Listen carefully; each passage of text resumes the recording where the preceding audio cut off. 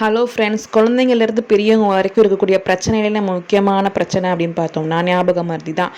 அச்சச்சோ மறந்துட்டேனே அப்படின்னு சொல்லி அன்றாட வாழ்க்கையில் ஒரு தடவையாக நம்ம சொல்லக்கூடியவங்களாக தான் இருக்கோம். இன்னும் சொல்லப்போனால் பரீட்சை நேரங்கள்லாம் பார்த்தோம் அப்படின்னா எனக்கு ஸ்டார்டிங் மறந்துருச்சு, அது தெரிஞ்சிருந்தா நான் படித்த கலெக்டரே ஆயிருப்பேன்னு சொல்லி பீல் ஆகுறவங்களாம் நம்ம நிறையா பேர் பார்த்துருப்போம். இதெல்லாம் தவிர்க்கணும் அப்படின்னா சில பல உணவு முறைகளை சேஞ்ச் பண்ணாலே போதும் அப்படின்னு சொல்கிறாங்க.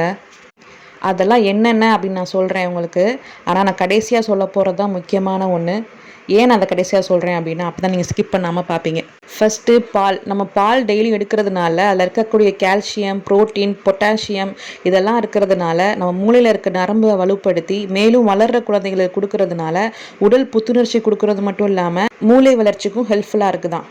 இன்னும் ஒரு சில பழங்கள் சாப்பிட்டாலும் கூட ஞாபக மறதி இல்லாமல் தவிர்க்கலாம்னு சொல்கிறாங்க. ஃபஸ்ட்டு ஆப்பிள், திராட்சை, பேரிச்சம்பழம், ஆரஞ்சு இது மாதிரியான பழங்களை சாப்பிட்டாலும் நமக்கு ஞாபக மறதி இல்லாமல் தடுக்கலாம் அப்படின்னு சொல்கிறாங்க. இன்னும் மலிவாக கிடைக்கக்கூடிய பழங்களில் ஒன்று பப்பாளி. அந்த பப்பாளி சாப்பிட்டாலும் நமக்கு ஞாபக மறதி இல்லாமல் செய்யும் அப்படின்னு சொல்கிறாங்க.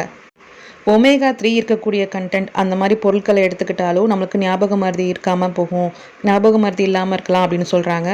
அது ஒமேகா 3 இருக்கக்கூடிய பொருட்கள் என்ன அப்படின்னு பார்த்தோன்னா மீன், முட்டை, கோதுமை சார்ந்த பொருட்கள், ஓட்ஸ், சோயாபீன்ஸ், தயிர், சீஸ் இது மாதிரியான பொருட்கள். நம்ம வீட்டில் பாதாம் இருந்தால் நைட்டே 10-15 எடுத்து தண்ணியில் ஊற வச்சு அது காலையில் தோல் எடுத்துட்டு அதை சாப்பிட்டீங்க அப்படின்னா அதுவுமே நம்மளுக்கு ரொம்ப ஹெல்ப்ஃபுல்லாக இருக்கும் அப்படின்னு சொல்கிறாங்க. இப்போ நான் கடைசியாக சொல்ல போகிற அந்த முக்கியமான டிப்ஸ் என்னன்னு பார்த்தோம் அப்படின்னா தண்ணீர். நீங்கள் டெய்லியும் 4லேருந்து 5 லிட்டர் தண்ணி குடிக்கிறதுனால உங்கள் மூளையில் வறட்சி இல்லாமல் சுறுசுறுப்பாக இருப்பீங்கன்னு சொல்கிறாங்க.